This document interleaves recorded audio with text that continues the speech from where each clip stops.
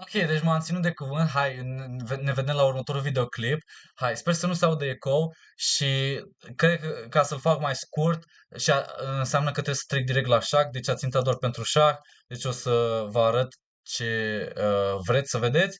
Continuăm cu seria de partide pierdute, cred că ăsta următorul ar fi la numărul 36, episodul.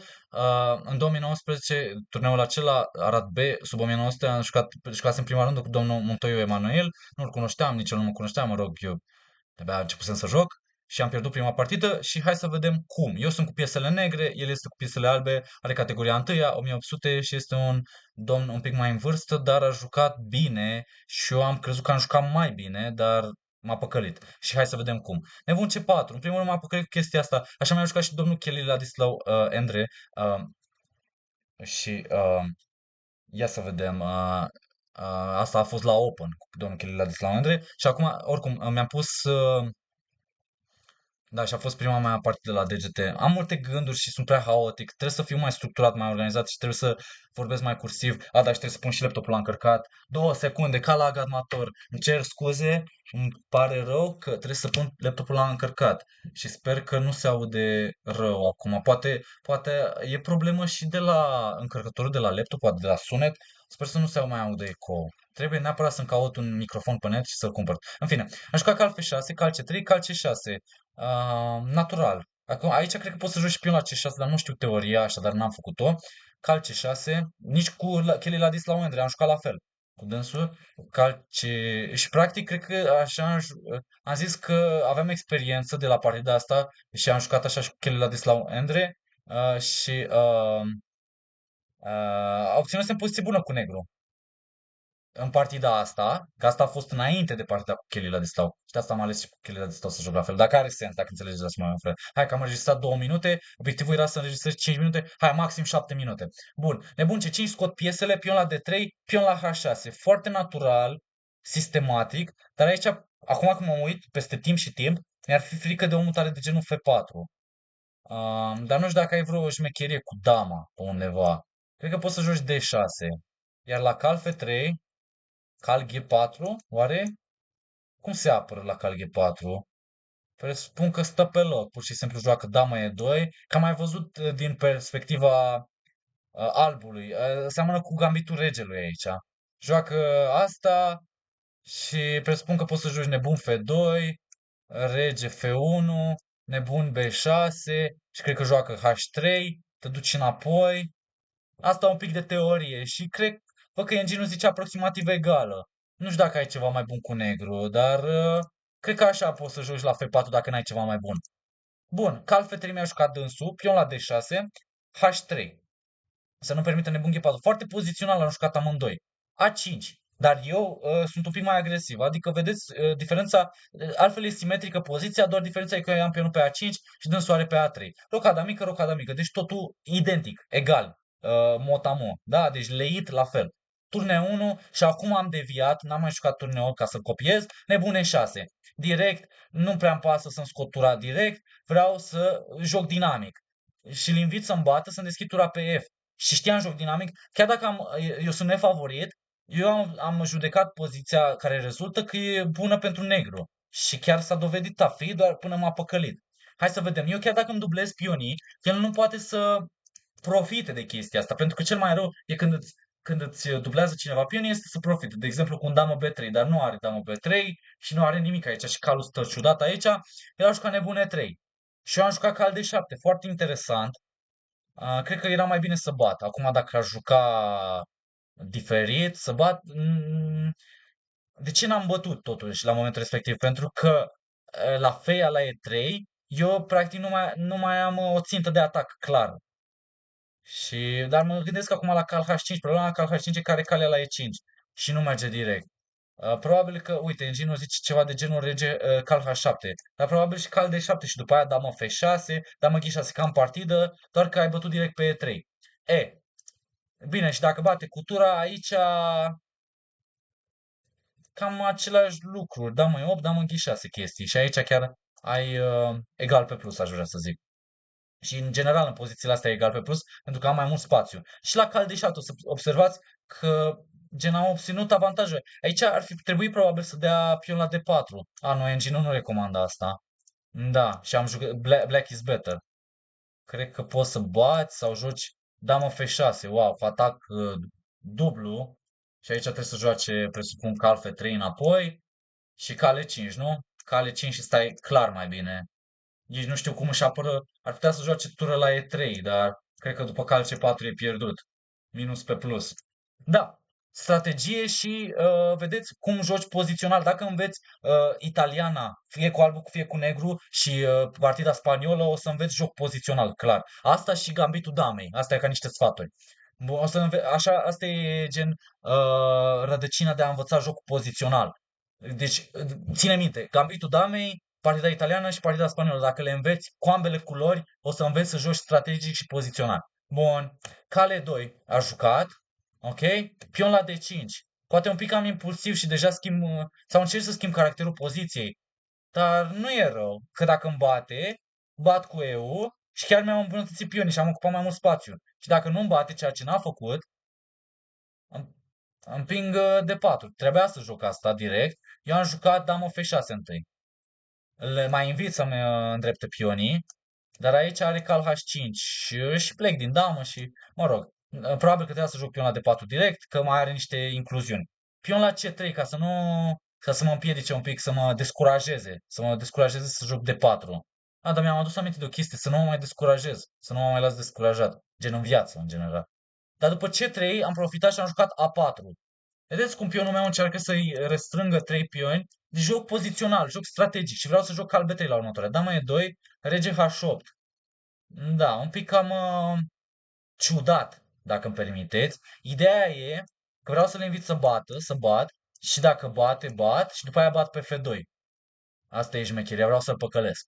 Dar nu a picat în capcană și a jucat turna de 1 foarte interesant. A jucat și a păstrat calmul, dacă vreți. Dar aici am pus D4 pe tablă și eu eram destul de mândru cu poziția mea pentru că am mai mult spațiu și caii mei stau destul de bine și mai departe mă gândeam la asta și chiar am jucat așa. Ce la D4, calea la D4, calea la D4, ea la D4.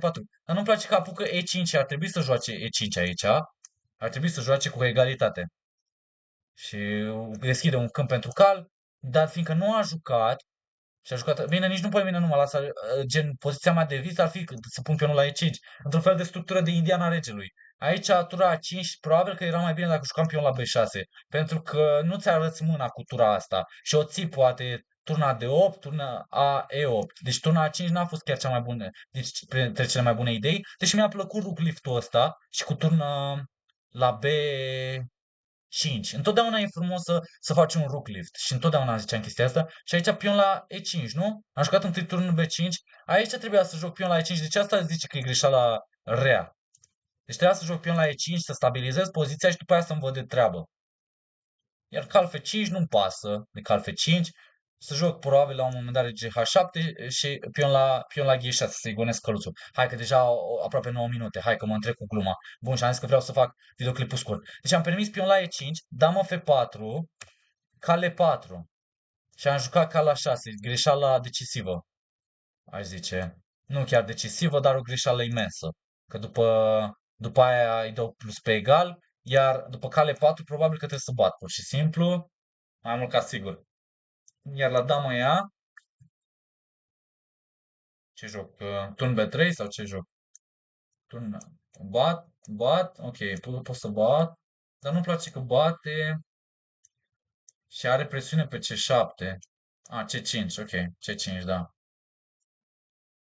Ok, cu idei de turne Vlad de 8 sau pur și simplu idei de exemplu F4, B6 și vreau să joc după aia turn B3 și chiar și G5. E poziție complicată, un final atipic de turne. În fine, am jucat ca la 6 ca să țin presiunea și să împing C5, dar nu-mi place că e la scalul pe E4, dar nu înțelegeam lucrurile astea atunci când aveam un Mini 668. Cal de 2, turnă F5 ca să pun presiune pe pion și aduce calul pe F3, chiar mai bine într-un fel. E mai stabil, nu mai atac pe F2, foarte frumos pozițional la jucat, impecabil, pentru că are piesele deschise, poate să joace dama E4. A scos presiunea mea pe F2, mă scuzați, asta trebuie să deletez. Mă rog, și aici am jucat G5 foarte impulsiv, ar trebui să prioritizez să aduc calul înapoi în joc. Să joc chiar ceva. The position is equal, dar cum e equal? Tur de 5. Și după aia pion la C5. Foarte ciudată, foarte atipică poziția. Că calul, nu-mi place cum stă calul, nu-mi place când am coordonare. Într-un fel, piesele mele comunică, dar sunt despărțite, înțelegeți? Și piesele lui sunt comunică, adică sunt una lângă alta. Vedeți? Cal F3, G5 și nu-mi place că mă deschid la rege și nu prioritizez.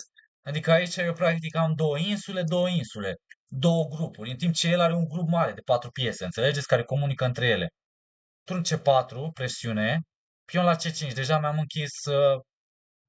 închis tura. Mi-am închis tura și dau pionul de pe A4. De asta trebuia să joc tura aici, ca să-mi apăr și să previn turn C4, că am B5 aici, nu? Sau, cal C5 și mai bună. Și B6, asta e structura pe care trebuie să o ai. Pion la B6 și foarte grea poziția, dar mai ales dacă e jucător slab, ca mine. G5, turn C4, C5 și aici poate să-mi bată și mi-a bătut. H5 m-am dus bulldozer peste el, dar el este suficient de solid. Turn C4, G4, are pion în plus aici, apropo. Cal H4, turn G5, G3 m-am complicat foarte mult, a jucat foarte bine domnul, dar la un moment dat mi se pare că mai aveam niște șanse la un moment dat. Damă de 2, da, și cheie ca să fac un videoclip mai scurt e să nu fie anotată, să nu fie analizat. Dar vedeți că deja la început nu era anotată deloc, vedeți câte analize secundare am pus. Damă de 2 a jucat, am jucat damă G7, a bătut și aici am bătut cu tura. Aici white is better, zice engine clar. White is better are avantaj, are pion în plus, să fim serioși. Și are toate piesele în siguranță. Am jucat slab rău partida asta. La deschiderea am jucat-o bine și după aia jocul de mijloc varză. Dama aia la E5, am luat pion, F4 și aici nu înțeleg de ce n-am jucat dama la E3. Deci am recuperat pionul și aici white is slightly better. Mai aveam șanse să lupt. Deci am făcut o greșeală cu turn G1, aș zice, aș fi... Nu, de fapt F4 este greșeală. Nu, de fapt turn E1, că mi-a dat pionul. Turn G1 este greșeală. De ce mi-a dat pionul? Nu înțeleg de ce mi-a dat pionul. I-a fost frică de ceva. În fine, trebuia să joc damă E3, dar am jucat damă D5, l-am lăsat să pună tura pe coloană deschisă. Trebuia să nu fie frică de asta, mai ales că pot să-i dau șah mai departe. Deci trebuie să joace, de exemplu, turn G2 și am pionii dublați, dar ar trebui să nu fie frică de chestia asta, pentru că am, de exemplu, turn B3, nu? Sau, wow, cal C7 și cal D5. Da, e grea poziția, dar pur și simplu trebuia să pun damele la schimb pentru că am luat pionul și trebuia să mă liniștesc, trebuia să mă calmez. Mai ales că urma criza de timp, nu să țin damele pe tablă, trebuia să sesizez că regele meu e mai slab decât regele lui pe scurt și să schimb damele, trebuie să scot damele de pe tablă și să-i scot inițiativa. Tură la E1, da, foarte frumos, am probleme imense după mutarea asta. Gen, aici sunt pierdut, pe scurt. White is clearly better, da? Tură la E1, turn B3, turn E5, plus minus. O să scriu?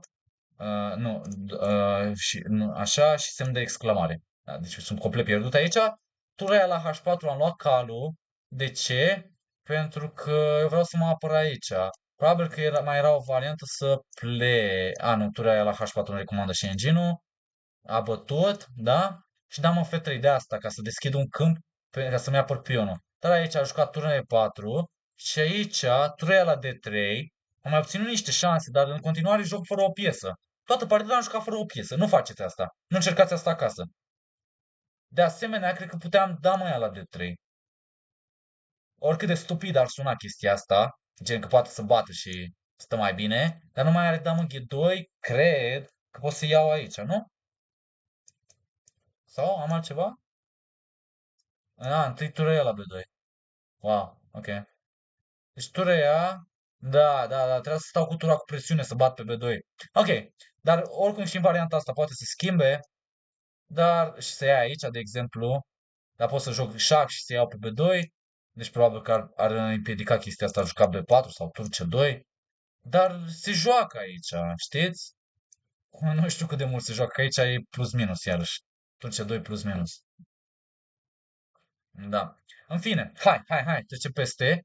Damă de 1, tur C2, cal C7, F5, da, mort, sunt mort. Are damă G6, dacă bat, tur D7. am jucat cal de 5, dau în G6, șah, șah și am cedat pentru că sunt mat în două mutări mai exact. Șah și mat. Scărița. Bun, și m-am bătut în prima rundă la turneul B din 5 runde și cam asta e partida. Ăsta e episodul numărul 36, sper că zic bine. Sper că v-a plăcut. Dacă iarăși n-am reușit să-l fac scurt, am înregistrat 15 minute, o să-l opresc până la 17. Mai fac încă unul, persist. Persist, mai fac încă unul și îl fac următorul de 5 minute, de 5 și 7 minute. Asta e că fac mai mult conținut într-o zi. Vă dau. Nu știu când le uploadez, poate le uploadez în alte zile. Bun. Deci cam asta e partida, sper că v-a plăcut, dacă sunteți noi pe canal, subscribe, dați subscribe, abonați-vă, dacă sunteți vechi pe canal și vă place ceea ce fac, vă place conținutul, vă place că dau chestii de calitate, valoare și lecții. Apropo, ce lecții de pe ziua de azi? Ai grijă la jocul de mijloc. Nu e suficient să joci deschiderea bine, trebuie să joci și jocul de mijloc bine. Da? Strategic, ai grijă să comunice piesele între ele, să le coordonezi și o să faci treabă bună. Deci nu te stresa prea tare, joacă natural, joacă simplu. E foarte important să nu te complici. Că mult stres și mai ales când se apropie criza de timp. Altă chestie pe care nu înțelegeam eu atunci când aveam 1660, nu le știam. Dar acum le știu. În fine, deci chestii de calitate, dacă ești vechi pe canal, răspundește și cu alții, răspundește că sigur au ce să învețe, lecții și mai ales copiii, poate se pot uita. Mă gândesc, în general, videourile astea le fac pentru toată lumea, mai ales pentru oameni de la adolescenți sau puștani mai mari, adolescenți spre adulți și mai mari, dar mă gândesc să fac o serie, am o idee și să-mi ziceți, dacă vreți, o opinie, un comentariu mai jos, o părere, mă gândesc să fac o serie numai pentru copii, de exemplu, cu diminutive și să fie numai pentru copii. Sigur că se pot uita și adulții și părinții, dar să fac o serie de șah, de exemplu, ori e tactică, strategie, cred că tactica ar prinde bine, pentru că șahul este 90% tactică, nu știu dacă 90%, dar e un procent extrem de mare de tactică, deci combinații și păcăleală, cioace și așa. Și, deci, o serie cu diminutive. Să-mi zici ce părere. De exemplu, delfinaș, pionaș, reginuță, mâncărică și așa mai departe. Frumusețe. Da? Bine, sper că v-a plăcut și mai fac un videoclip repede. Hai, pe ăsta la bladez, nu știu când le încarc. Deci, da, da, și o să pun în descriere link-ul 6 săptămâni cu mine ca și antrenor, poți să dai click și verifici și trebuie să amintesc că trebuie să mă promovez. Webinar pe 15 decembrie cu mine, ce o să se facă, o să vorbesc despre șah, o să prezint partidul, o să răspund la întrebări, o să fie interactiv, deci o să fie ceva frumos, așa că participă. 15 decembrie, luni, la ora 20:00. Hai, la revedere, pa, pa! First team, rezervă-ți! Pa, pa!